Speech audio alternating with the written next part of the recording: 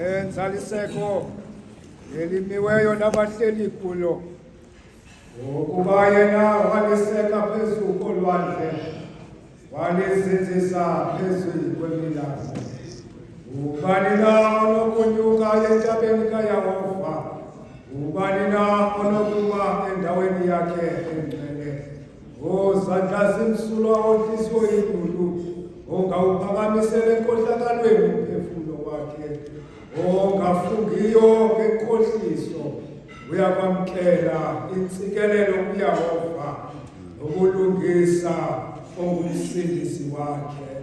Masindululeleni inkonzo ngokuvuma kunye sonke umaculo wethu esiXhosa.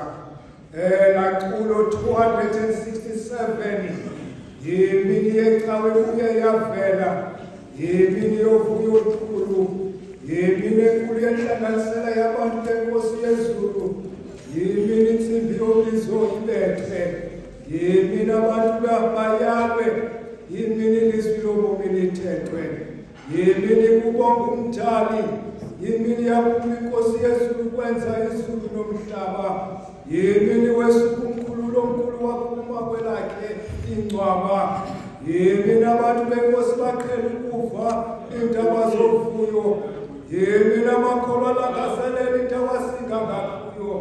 Vuyani makholwa, vuyani izingcwele, bongani inkosi enkulu yezulu, ngoze kufezwe intimoni ziphele, niphumle kwanani phezulu. 267.